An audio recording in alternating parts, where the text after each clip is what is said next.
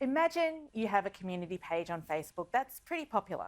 Someone you don't know, probably a fake Facebook profile, posts a comment which is highly defamatory against someone who you have no personal relationship with. There's no function to allow you to turn public comments off on your page. You don't look at this comment for several days, but when you see it, you delete it straight away. Months later, you receive a legal letter saying you are being sued for that defamatory comment. You, not the person who made it, not Facebook, even though they regularly censor people and anyone can report an inappropriate post to them to delete, but you, because the law says that you are the publisher. As absurd as this sounds, that is exactly what happened to a friend of mine. She had to pay $100,000 and issue a public apology in a settlement for comments she never wrote and had deleted.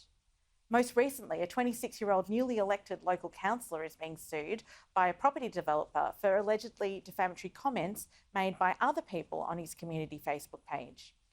A long overdue national review of state-based defamation laws to modernise our law and bring uniformity across the country is currently underway. The second stage of review, which has just commenced, is for the first time looking at whether social media platforms should be liable for defamatory comments posted by third parties.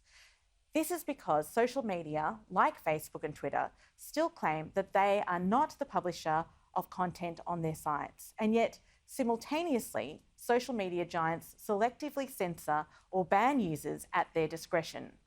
Social media truly are a law unto themselves, and the unregulated power that they wield to shape public discourse and control the sharing of content and commentary is mammoth.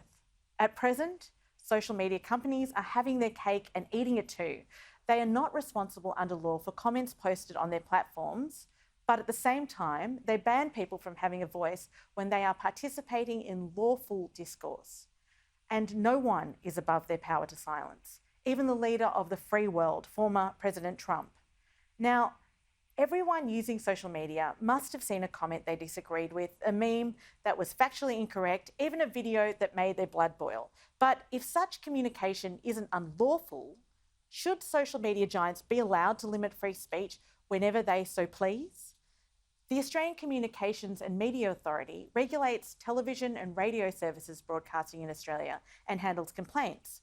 It would be possible to extend codes of conduct that TV and radio comply with to social media accessible in Australia, and to include grounds someone can be censored under, ensuring they are consistent with Australian law and do not unduly or arbitrarily limit free speech.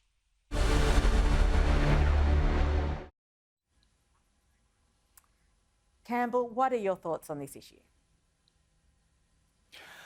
Look, I think that the first thing is that we've got to get the Twitters, the Facebooks, etc., into a place where they're not intervening and shutting down free speech in the way they have, because it seems to be very arbitrary. But for those of us on the conservative side of politics, it seems to happen all too often for leading figures on this side of the fence.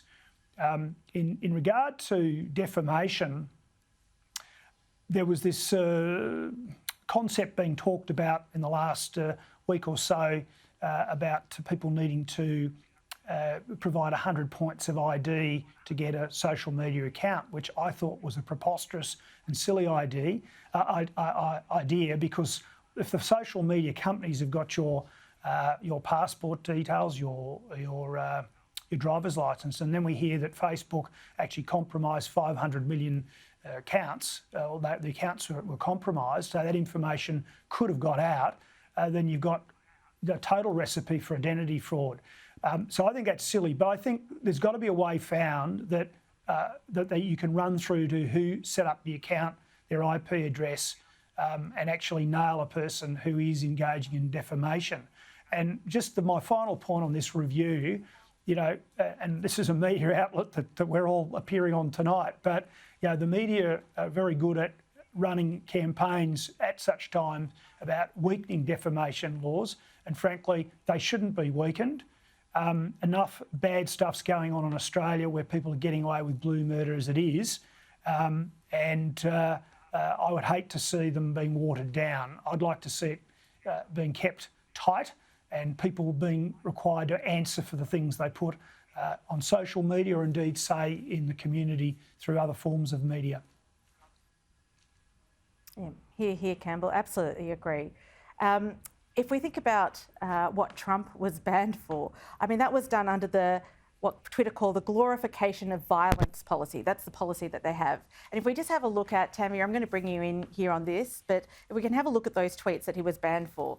The first was that 75 million great American patriots who voted for me, America first, and make America great again, will have a giant voice long into the future. They will not be disrespected or treated unfairly in any way, shape or form. And the second tweet was that to all those who have asked, I will not be going to the inauguration on January 20th. So that apparently breached their glorification of violence policy and warranted the banning of former President Trump. Tanvir, what do you think of this? Look, I think it's a great example you bring up, Karina. I mean, the undercurrents are that social media has become our town square.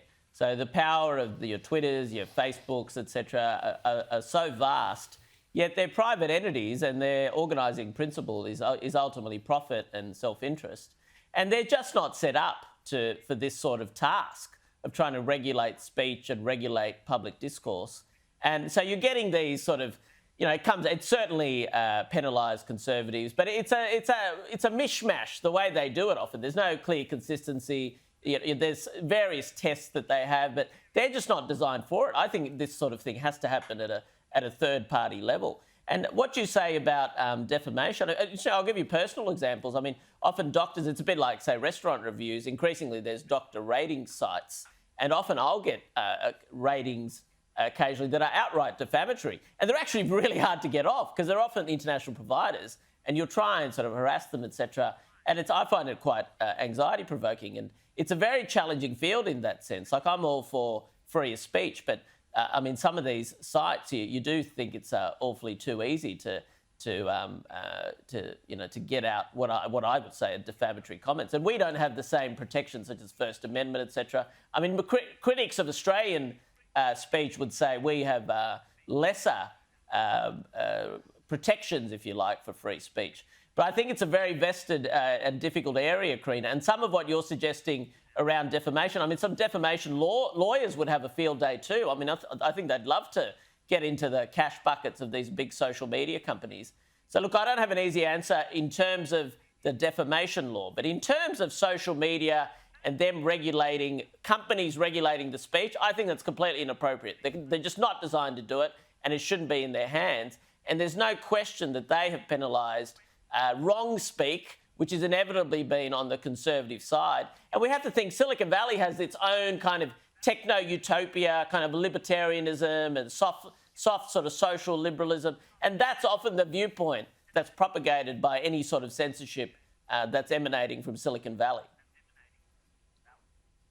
And Jerome, do you think that these social media giants should continue to be a law unto themselves? Well, let's not try and rewrite history here. Let's try and think and remember exactly why Donald Trump was thrown off Twitter. It wasn't because of one or two tweets. He'd been spending months and months undermining a free and democratic election that resulted in his loss. And his outbursts on social media undoubtedly led towards the insurrection that happened in America. Can you imagine if Scott Morrison or Anthony Albanese, after the election, if one of them lost, they then spent the next 3 or 4 months completely undermining a fair election, leading to exactly the same things happening? I mean, I have absolutely no issue with Twitter or Facebook throwing people who not only break their own policies, but are clearly linked to some of these terrible things that happened in America. I've got no problem with them banning. Now, it's not a myth it's a myth that only conservatives have been targeted, because I would want Twitter or Facebook to throw anyone off who's using that platform to create these issues that we saw in America. In regards to defamation, I mean, we were talking about big government intervention before. This is absolutely a place where government needs to intervene and regulate. I run a Facebook group. It's got about 2,500 people on it. I'm petrified that someone puts something on that I miss I obviously don't see every point. I've got 2 or 3 people helping me. What happened to your friend shouldn't happen. By all means, if they're aware of the post or if they see it, they should delete it. But it's big. Government needs to intervene in this space and ensure that people who do run very successful groups. There's a local mums group here in Ryde that has 7, 8, 9,000 members in it. It's impossible for 1 or 2 people to go through that and remove a post within a second. So absolutely, publishers in social media should be protected, and government needs to intervene in these unregulated new industries. I'm not quite sure Well, what you're saying do you there, agree? Jerome. You're suggesting are you suggesting though that there should be protections for someone to put up material or to, No, the to run the publisher. group, So or people putting? Corinna's friend who was hosting this site, some random put up the post. I think that Corinna's friend in that instance should not have had to pay that $100,000 because she's running a community group or a community page, and someone she didn't know used that platform to allegedly defame someone. I think government does need to intervene there and go through with this review of defamation laws. Absolutely. So I agree with Corinna there.